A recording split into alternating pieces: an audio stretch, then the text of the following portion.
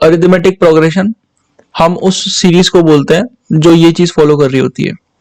अभी यहाँ पर मैंने एक एपी की जनरल फॉर्म लिखी है, जहाँ पे ये ए है वो है फर्स्ट टर्म, पहला टर्म क्या होने वाला है एपी का, और फिर एवरी टाइम जब हम नेक्स्ट टर्म पे आएंगे तो उसमें डी वैल्यू इंक्रीज हो जाएगी, उसमें ऐड अप हो जाएगी डी।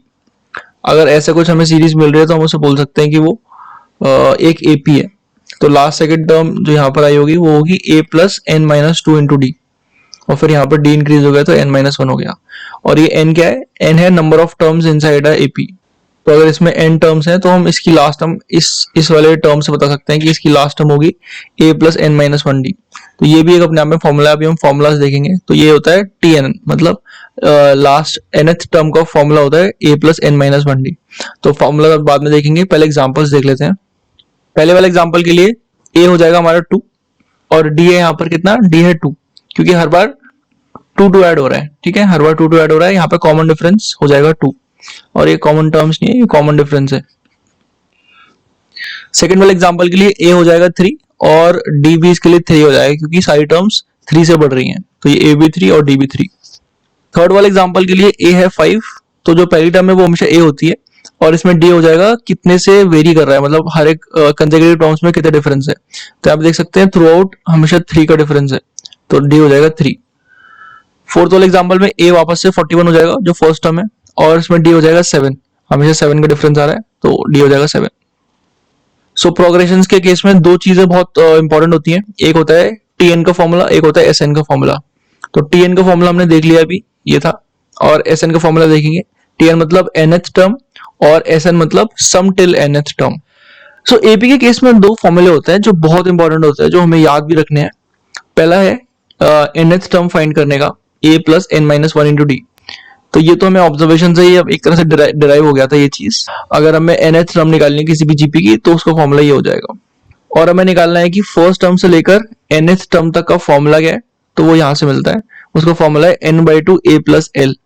एल है लास्ट टर्म, लास्ट टर्म मतलब nth टर्म, तो यहाँ पर अगर nth टर्म की वैल्यू डाल दें तो ये इस फॉर्म में आ जाएगा। तो हम केवल ये वाला फॉर्मूला याद रख सकते हैं और उसको भूल सकते हैं, क्योंकि हमें लास्ट टर्म का फॉर्मूला तो याद है ही, तो हम इसको फाइनली डिराइव कर ही लेंगे, यहाँ तक पहुंच ही जाएंगे।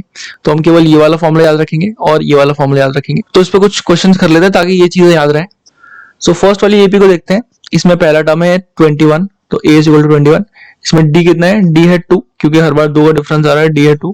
तो अब हमें निकालना है t ऑफ 10। t ऑफ 10 मतलब यहाँ पे n की वैल्यू अगर हम 10 रख दें तो ये हो जाएगा 10th टर्म t ऑफ 10।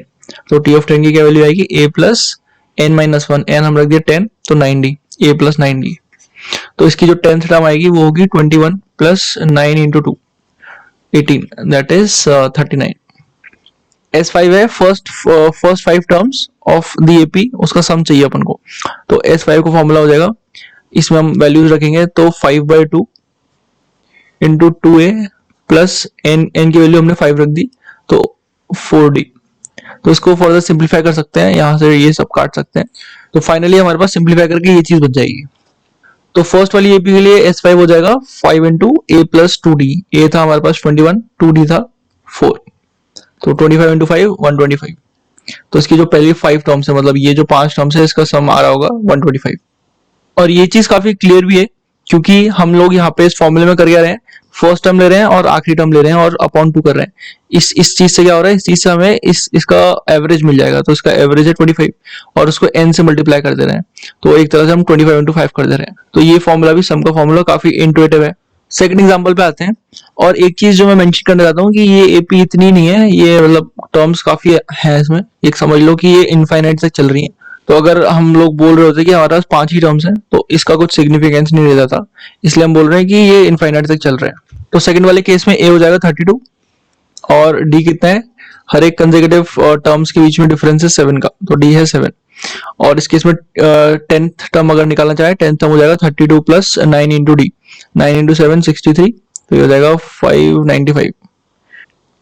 और S5 की वैल्यू हो जाएगी 5 इंटू a प्लस 2d, मतलब 32 प्लस 14, इसकी वैल्यू हो जाएगी 46 इंटू 5, 46 इंटू 5 होता है 230। तीसरा वाला एग्जांपल थोड़ा इंटरेस्टिंग है। इसमें a की वैल्यू है 1 और d की वैल्यू अगर आप देखो, d की वैल्यू इसमें 0 है। ठीक है, डी की वैल्यू 0, तो इसमें सारे टर्म्स एक तरह से 1 ही होंगे। तो इस केस में टी ऑफ 10 अगर हमें निकालना है, टी ऑफ 10 होगा a प्लस 9d। अब सिंस d 0 है तो ये 0 हो गया और इसकी वैल्यू a आ गई, दैट इज 1, तो 10th टर्म भी 1 है। और सम ऑफ फर्स्ट 5 टर्म क्या था, 5 इंटू a प्लस 2d, फॉर्मूले के हिसाब से ये चीज 0 है तो, और a 1 है तो 5 ही हो जाएगा। फोर्थ एग्जांपल पे आते हैं, इसमें d जो है वो नेगेटिव में है, इसको एक बार एग्जांपल देख लेते हैं। इस केस में a हो जाएगा 9 और d जो है वो -2 है, -2।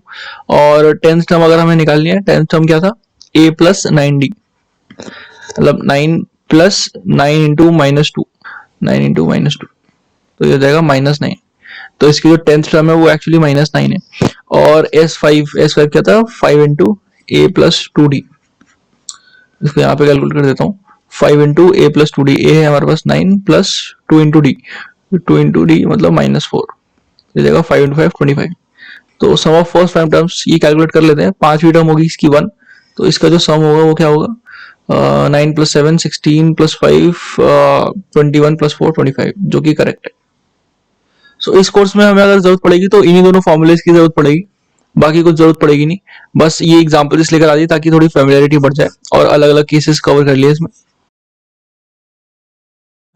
तो जिस तरह से अरिथमेटिक प्रोग्रेशन में टर्म्स ऐड होती हैं, मतलब डी का जो फैक्टर है वो ऐड होता है, वैसे ही जीपी में एक ज्योमेट्रिक प्रोग्रेशन में जो आर का टर्म होता है वो मल्टीप्लाई होता है।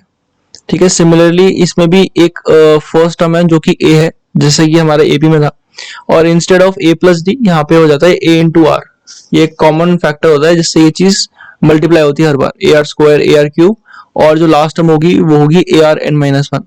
तो यहाँ से हम सिंपली देख सकते हैं कि अगर हमें nth टर्म निकालनी है तो उसका फॉर्मूला है a r n minus 1, a into r की पावर एन माइनस 1। एन है यहाँ पे जो हम जैसे अगर हमें 10th टर्म निकालनी है तो यहाँ पे n हो जाएगा 10।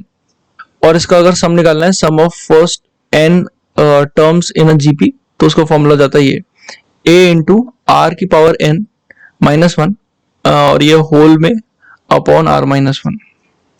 फर्स्ट वाले एग्जांपल में देखते हैं, इसमें a की वैल्यू है 3 और इसमें r कितना है, r इसमें कैलकुलेट करने के लिए हम इसको प्रीवियस टर्म से डिवाइड कर सकते हैं, तो 4 आएगा, और वो हर एक एलिमेंट वही चीज फॉलो कर रहा होगा। तो अगर किसी भी एलिमेंट पे उससे पहले वाले एलिमेंट को डिवाइड कर दो तो इसकी r की वैल्यू निकल आएगी। ठीक है, मतलब इसको हम इससे डिवाइड कर रहे हैं तो r की वैल्यू निकल आएगी, या फिर इसको इससे कर रहे हैं तो r की वैल्यू निकल आएगी। तो यहाँ पे r की वैल्यू कितनी है, r की वैल्यू है 4। तो अगर हमें इस जीपी में 10th टर्म निकालना है तो उसकी वैल्यू हो जाएगी a into r 9, a r 9, और a और r की वैल्यू रख देंगे तो 3 इंटू 4 पावर 9, तो जो भी टर्म आएगा वो उसकी 10th वैल्यू हो जाएगी, या टी ऑफ 10 की वैल्यू हो जाएगी। अब एस ऑफ 5 की वैल्यू निकालने के लिए हम क्या करेंगे, इसमें वैल्यू रखेंगे और इसमें n की वैल्यू रख देंगे 5, तो ये हो जाएगा 3 into r, what is r, r is 4 power n that is 5 minus 1 upon r minus 1 upon 3 और 4 माइनस 1 दैट इज 3, तो ये हो जाएगा 4 पावर 5 माइनस 1। ये हो जाएगा फर्स्ट 5 टर्म्स का इसका सम। सेकेंड वाली जीबी भी काफी सिमिलर सी है, इसमें भी सेम पैटर्न होगा। इसमें a की वैल्यू 5 है, r की वैल्यू 3 है, t10 निकालेंगे, सिंपली इसमें वैल्यूज पुट कर देंगे और वैल्यूज निकल आएंगी। तो ये भी सिंपल था। तीसरा एग्जांपल थोड़ा डिफरेंट है, इसमें a की वैल्यू 2 है और r की वैल्यू इसमें क्या है, r की वैल्यू इसमें 1 है। तो इसकी जो t10 होगी वो हम देख पा रहे हैं कि t10 होनी चाहिए 2, तो फॉर्मूला में पुट करके देखते हैं क्या 2 आ रहा है। तो a into 2 into r power n minus 1, r power 9, 1 power 9 is 1 that is 2।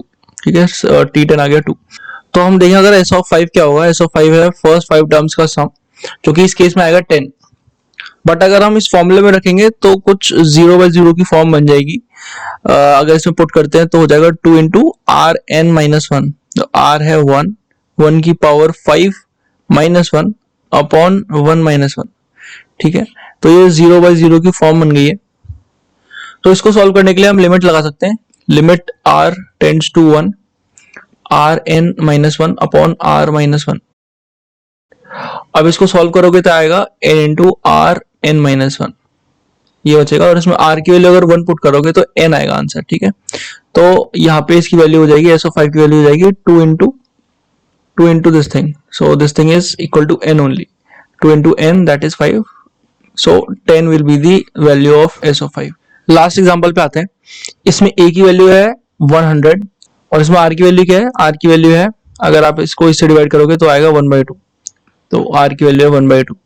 तो अगर हमें T10 निकालना होगा इसका, तो T10 निकलता है इस वाले फॉर्मूले से, तो हम इसकी वैल्यू रखेंगे 100 इंटू 1/2 की पावर n-1, 1/2 की पावर 9, तो ये हो जाएगा T10। S5 निकालने के लिए वापस इसमें वैल्यू रखेंगे, तो ये हो जाएगा 100 इंटू r की पावर n, 1/2 की पावर 5-1, और डिवीजन में हो जाएगा r-1, दैट इज 1/2 -1। तो ये भी नेगेटिव है, ये भी नेगेटिव, दोनों पॉजिटिव हो जाएंगे कट के। तो इसकी अल्टीमेटली वैल्यू आ जाएगी पॉजिटिव में कुछ आ जाएगी, देख लेना। तो हमें बस एपी में ये दोनों फॉर्मूले और जीपी में ये दोनों फॉर्मूले याद करने हैं, मतलब दोनों में टीएन की वैल्यू और दोनों में एसएन की वैल्यू याद करनी है। अब यहाँ पे एक और केस बनता है जब हमारे पास एक इनफाइनाइट जीपी आती है। इनफाइनाइट जीपी के केस में भी हम सम कैलकुलेट कर सकते हैं, बट उसकी एक कंडीशन होती है, उसको हम देखते हैं। ज्योमेट्रिक प्रोग्रेशन के केस में हम एस ऑफ इनफाइनाइट भी फाइंड कर सकते हैं, मतलब इनफाइनाइट टर्म्स का सम भी फाइंड आउट कर सकते हैं, और इसकी वैल्यू होती है a/1 - r।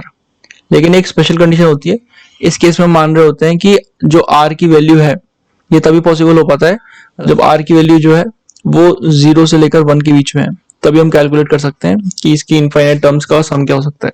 क्योंकि हम ये नहीं कैलकुलेट कर सकते, मान लो हम ये हर बार ट्वाइस हो रहा